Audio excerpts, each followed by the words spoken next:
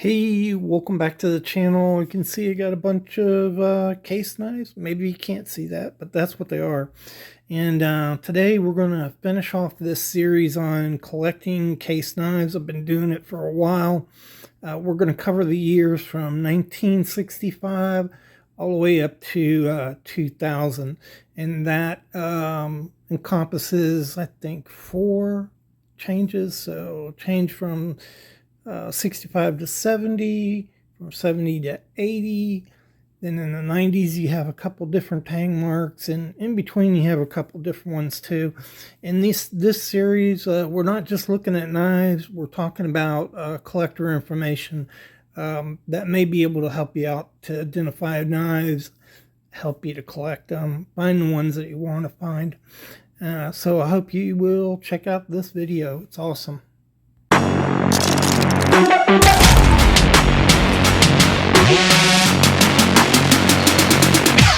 All right, welcome back to the Fortified Castle. Hi to all my viewers. This is finally the end of this series, guys. So I've been working on this all summer long. Started out with a history of case knives. You can find that in my knife history playlist. And that was like 4 different videos. You know, you're talking about history from 1886 all the way up till today. So a lot of information out there. Then I started on the collector series, which just gives you collector information, helpful hints on collecting these knives. That's what we're going to be doing today. And I'm going to end the series with this one today. And I don't know, we'll talk a little bit about collecting knives in 2000 in another video, I think. I don't think I'm gonna make that part of the series though. But you know, guys collect these knives. I have a lot of questions, and it's really hard to get information on them. I'm not an expert on these case knives, but I've been doing a lot of research on them, and I'm just sharing that with you all. So let's get right into it. All right, so forgive me, I'm going to be using notes. A lot of information here. I want to get it right. And so we're starting off at 1965, and they have a tang stamp change. And so it used to be case XX. Now you get the USA mark there starting in 1965. Also, you'll notice this is red bone right here. You can really see it over there. It's very red. But this is not the date for red bone. So we're going to talk about that real quick, what that means. Here's the other stamp you'll see on between 1965 and 1969, and that's the stainless. So it's same case XX USA, but there's a stainless there, and I'll put pictures up there so that you can see clearly what those tang stamps look like. So the deal is that the red bone dye is not thought to be actual red dye, but it's just the way the dye cured over the years and aged and made it look that way. And so people that collect case collectors look at this dye for a specific look, and this has that look, and so it's a equal color on both sides. And in an XX knife, this would be considered red dye, but you know, it's not within that time frame. So I don't know. I think that's all collector gobbledygook. This is clearly red. And so I even have knives that up in the dot era that kind of look red. I'll show you one right now.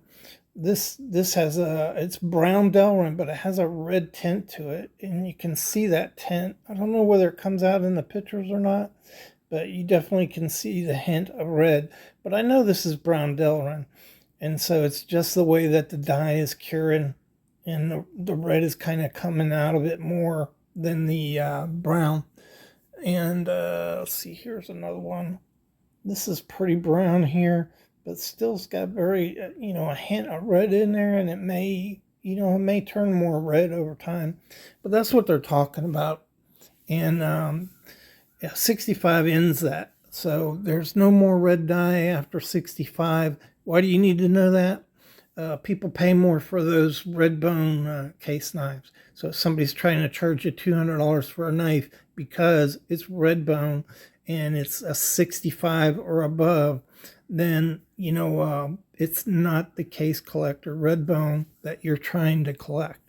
So that's only occurs in knives below 65. And if you pay that for it because you want it, like this one right here, it's pretty, but you're not going to get $200 when you go to sell this knife because it's not, doesn't fall within those years they recognize as having a dye. I hope that makes sense to you. So in 1967, that's the first use of Delrin by Case. So that's when they start using that Delrin jigged scales. Also in 1968, they discontinued use of genuine pearl, so all you're going to see for the next 5 years is simulated pearl. And that's all we need to talk about on the 1965 knives. So next is the dot era. So starting in 1970, Case changes their tang stamp again. And so what you have is this Case XX USA, but in between they put 10 dots in 1970. And then after every year, they take a dot away. So 1971 would only have 9 dots on it. That's how it works. So you look at this knife here, and I can't see it. Maybe I could see it better here. This is looks like a 5 dot to me. I'd have to get my magnifying glass out. But so you can see here, it's at the bottom of the USA. Sometimes it's in the middle, sometimes it's in the bottom, but kind of depends on the knife. But that would be in 1975, and it is a Delrin corncob knife. So that's kind of what they look like. These knives here just go up from that. They're all pretty nice knives, by the way.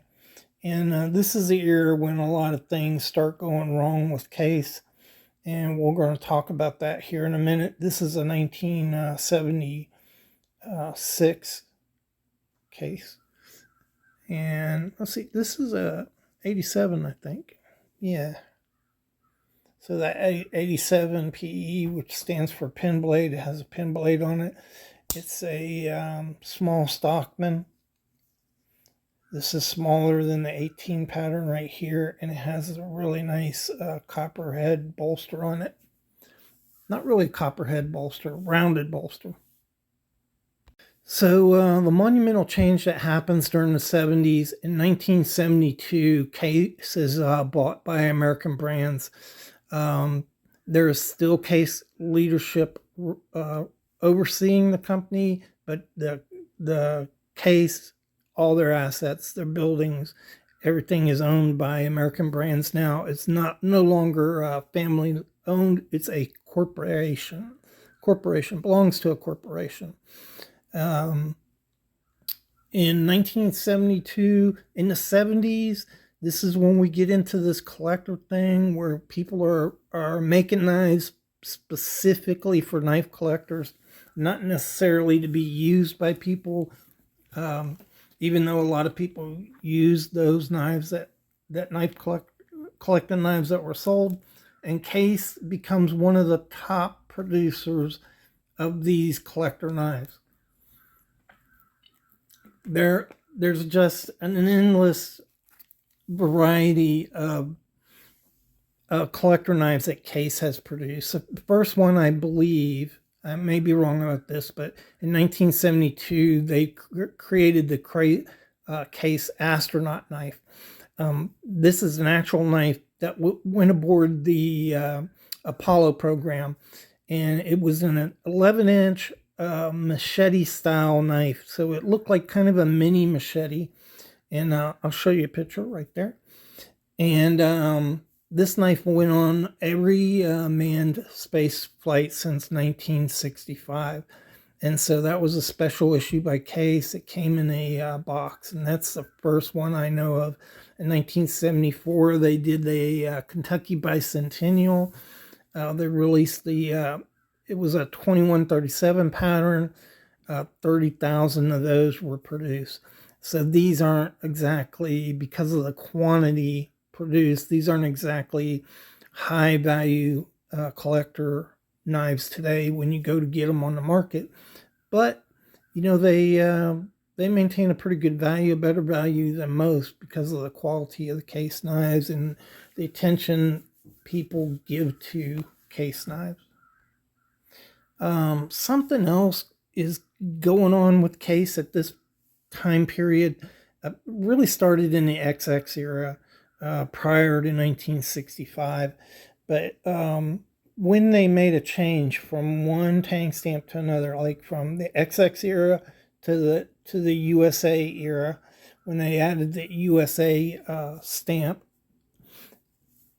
some of the knives produced had like this is the USA era, case XX USA. They added the USA, and on two-bladed knives, the other blade would have the tang stamp for the XX era on it. This one does not.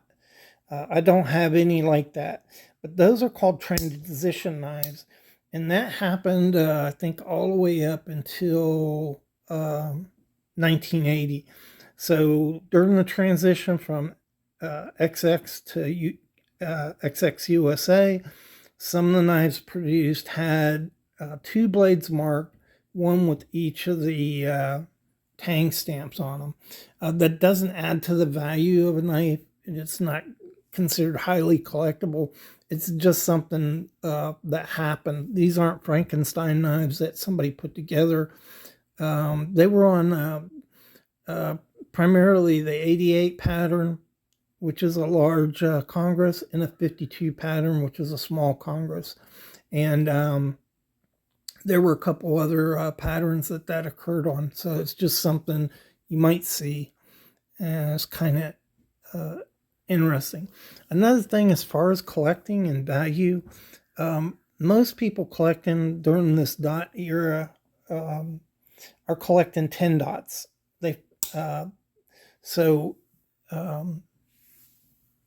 In 1970, you start that out with 10 dots. And so collectors view those as more valuable. So when you find those knives, collector-wise, they're considered more valuable. If you find a 10 dot, like I got a 10 dot 80 model, that would be more valuable. And so that probably is still true today. So it's just kind of cool to have all 10 dots. And of course, after the new millennium, we get dots and X's. But if you got 10 of them, it's kind of cool. It's like the start of everything. And so I'm not sure they're as valuable to collectors as this series knives here, but that's another thing. 10 dots are more collectible. In 1973, the Big Daddy Barlow was the last case knife to have steel liners. And in 1973, Case switched the liners in the Big Daddy Barlow to brass, as well as Delrin scales on it. So that's the last time they're using stainless steel in the knife, unless it's some type of special issue. Okay, in 1970, remember we said in 1967 they discontinued genuine pearl. In 1970, they started using genuine pearl again. In 1975, they quit using genuine pearl again. So this is why you really need a collector book, because if you have a knife from 1977, for instance, that has genuine pearl scales on it. It's not a genuine case knife. Somebody's put those scales onto it. So you don't want to be paying $250 for a genuine scaled 1967 or 1977 case knife, because it's not genuine. So that's why that stuff matters. In 1974, they discontinued white composition. So after that, it's yellow. I have a knife up here from 79. It looks like white composition. It's really not. It's yellow, and you can see it when you're close to it. It looks yellow. It's just a very light yellow. What else we got? In 79, Case produced a one-blade trapper in the National Knife Collector Association. I believe that was the first knife that they produced for them.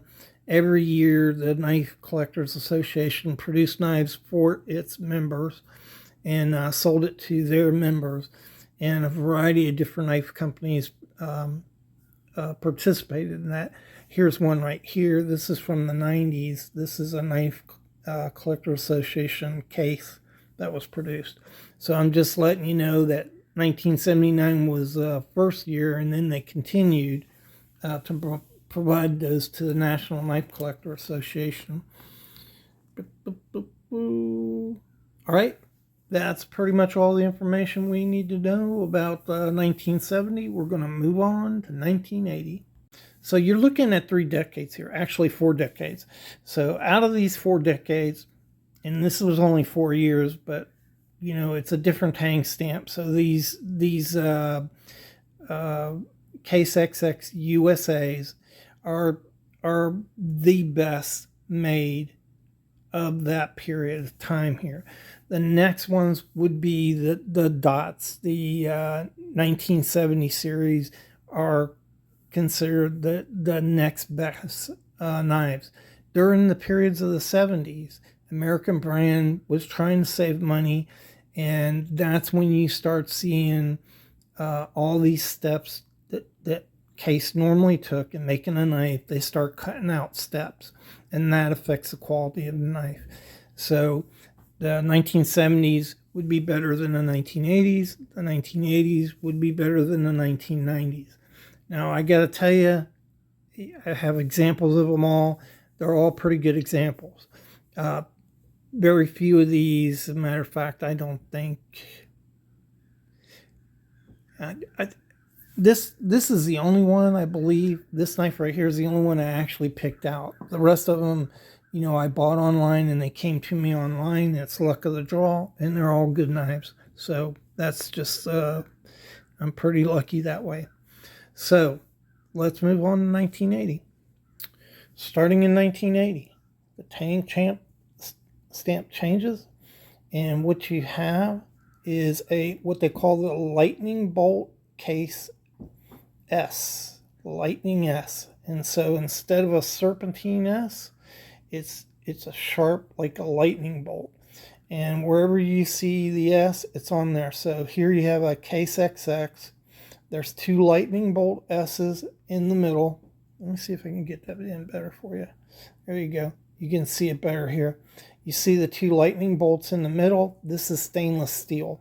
So on the carbon steel, you don't have these 2 right there. I think I have an example of that right here. And that's what they look like. So you can see the lightning bolt S, and you have the dots in the middle, and that's a 1, 2, 3, 4, 5, 6, 7 dots. So this is a 1983. All right. So that's the big change in the 80s, is the Lightning S. So most of the scale material that you see in the 80s was Delrin and synthetics for their yellow synthetic, which actually was 2 different colors of yellow that they used. I don't have an example of that. But they did slip in some other things. They had quit using stag in the 70s, but in the 80s, American brands decided to get rid of all the stag, and so they started putting it in knives in collectible collections. And this didn't come out of a collection, but it is an Eisenhower with some beautiful stag in it right here. So you will see some that have stag in them. They also started using bone. This is an 87, I believe. So 1, 2, 3, 4, 5, 6, 7.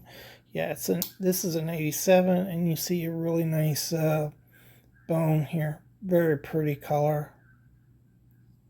Whiskey, I'd call that whiskey. Really dark on this side. And this is a nice knife, you know. And this is a time frame in which these knives, you know, are said to have a lot of problems. And you can find problems on them, but you know, I think these knives overall are better than the knives that we're getting now. And so that's an 87. In the latter part of 88, December of 88, Jim Parker buys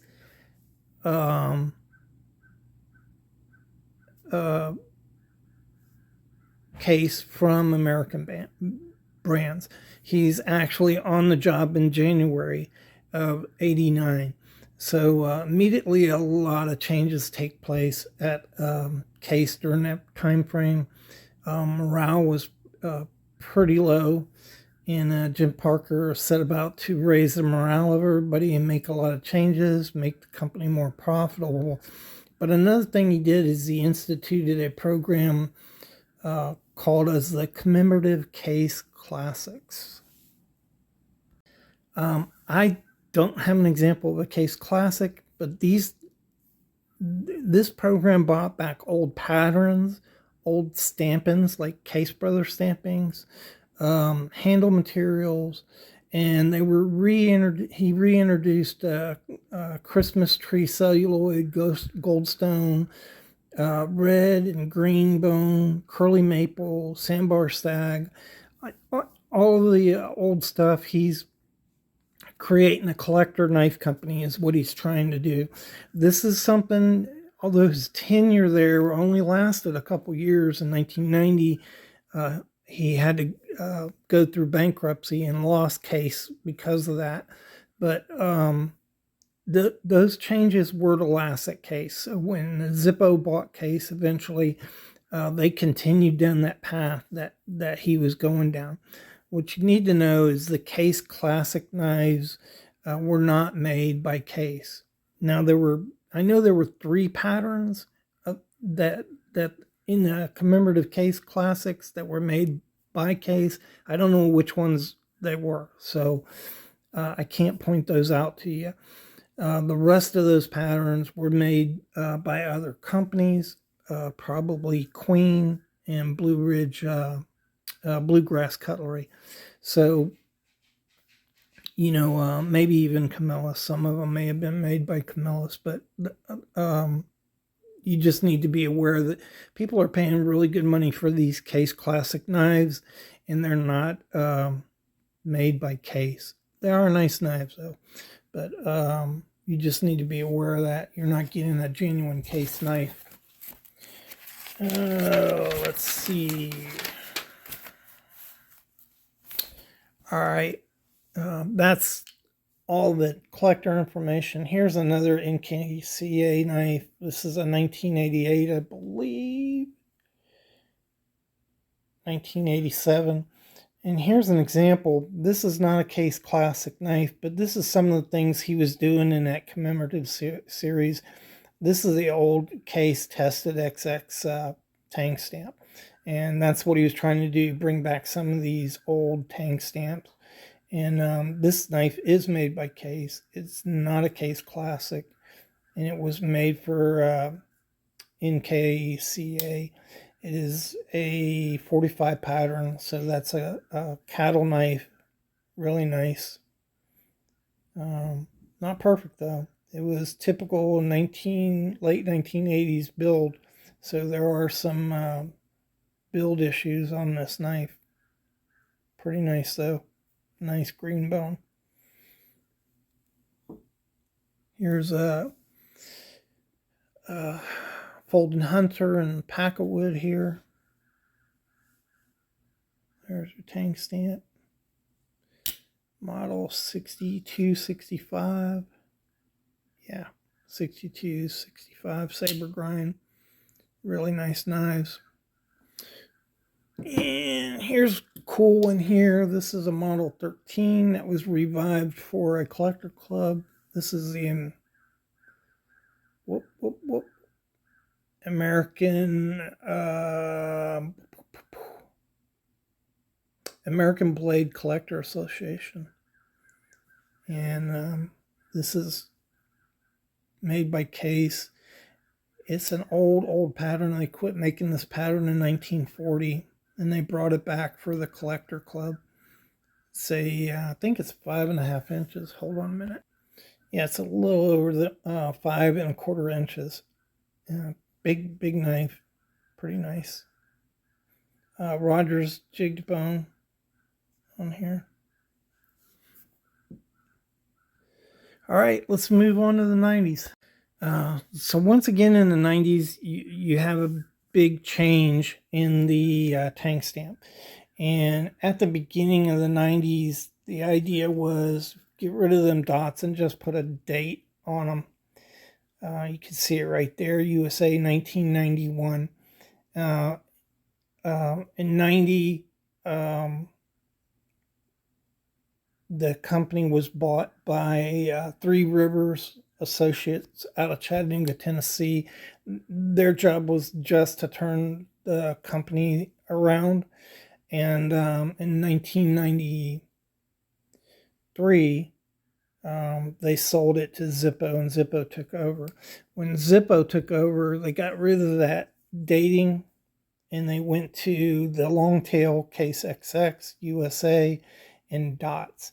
So from 1994 on, there were dots. You would have had 7 dots, and then 6, then 5, then 4, then 3.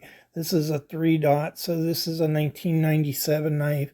This is a little Blackhorn lockback with the little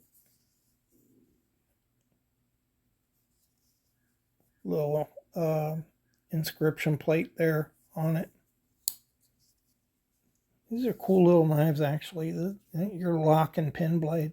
Very light. They were made out of thermoplastic, FRN probably.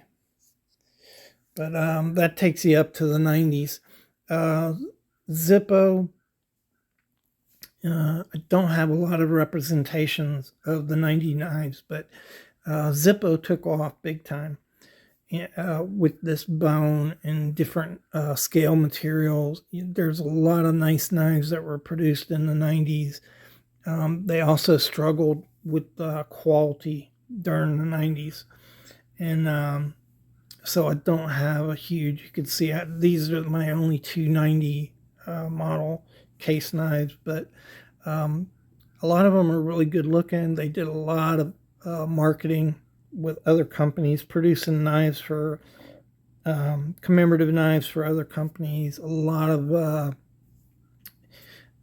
work with knife collector clubs, producing knives for knife collector clubs.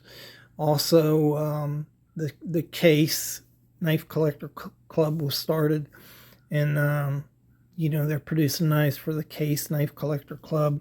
Those, of course, come onto the market and are pretty nice knives. So that's it.